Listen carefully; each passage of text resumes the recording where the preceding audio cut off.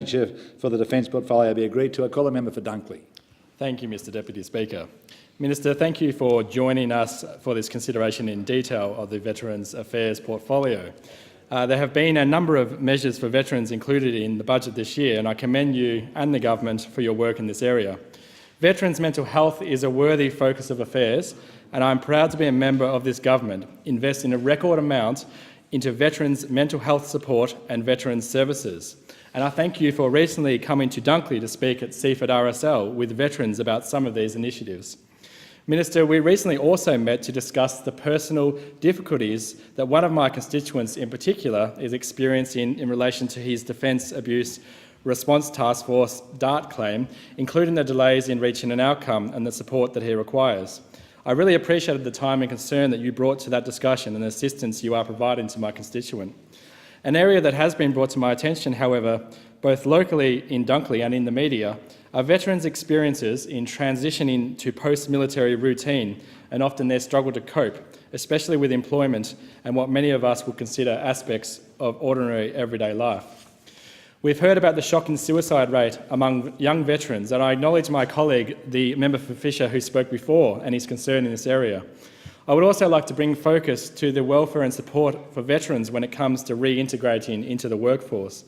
It is sadly all too common to hear that employers frequently don't recognise the training, accreditations and experiences of trades within the armed forces, as the skills required tend to vary in context and how they are applied. People who have served our country so selflessly do not deserve to be left at a loss when they leave the Defence Forces. However, often their experience and skills are seen as non-transferable to civilian work. Employment is an aspect of life that is so critical to routine and structure, something which goes hand in hand with learning to cope in a new environment and system. It's for this reason that I am incredibly supportive of the Prime Minister's Veterans Employment Program, which aims to support veterans in finding meaningful post-service employment and to assist businesses to recognise and value the unique talents of former ADF personnel. Some of the talents, for example, that I saw when I recently visited the Middle East region and Afghanistan, joined by the Shadow Minister in this chamber.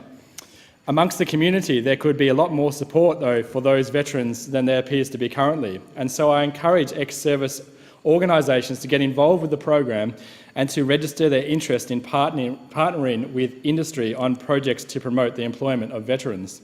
I support the initiatives of the department to improve the transition process by ensuring that all individuals leave the Defence Force with the appropriate documentation, dealing their training and abilities and individual transition programs. It is encouraging that many of the initiatives included in the Prime Minister's Veterans Employment Program will aid veterans in transition to post-military life, especially by working with civilian authorities to align military qualifications with civilian qualifications and to fill the effective gap in former members' working history. So, Minister, on these points, with the aims of the Veterans Employment Program in mind, how can we as a government work to ensure that our veterans don't fall through the gaps in the system and that they continue to be supported once they leave the Defence Forces?